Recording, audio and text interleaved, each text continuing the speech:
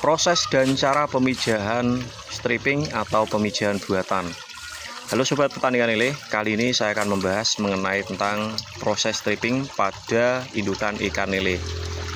Banyak dari teman-teman yang bertanya ke saya mengenai tentang bagaimana sih proses pemijahan stripping itu dilakukan dan hal apa saja yang harus kita lakukan sebelum kita melakukan proses stripping.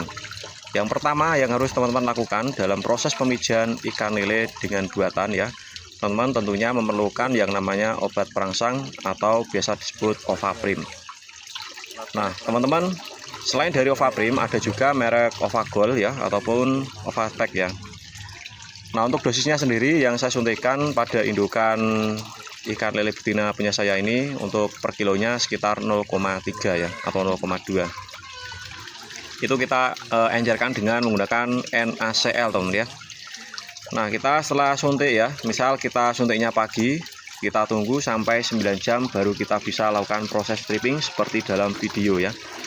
Dalam proses stripping itu sendiri teman-teman ada teknik khusus untuk cara pengambilan telur ya, tidak asal-asalan agar indukan betina yang kita stripping itu tidak mengalami stres ataupun kematian ketika habis kita stripping.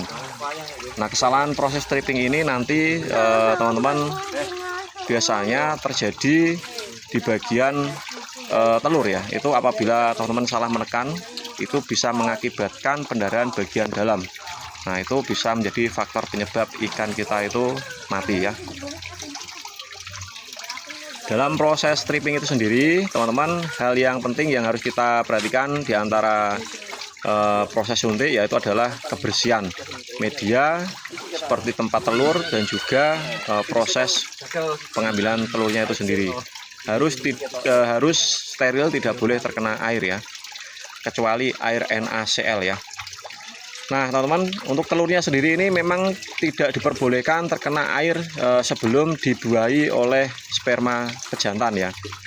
Nah ini kita ambil dengan cara proses strippingnya teman-teman ya, kita urut bagian perut ya, dari bawah ini kita urut pelan.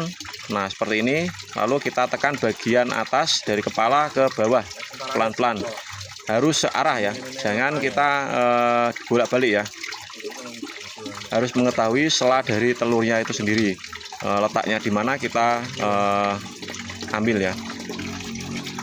Nah dalam proses pemijahan stripping ini teman ya, untuk tingkat keberhasilannya itu menurut saya lebih tinggi karena kita lebih tahu kondisi telur betina. Yang kedua kita tahu kondisi kantong sperma pejantan ya. Kalau kita pemijahan alami, kita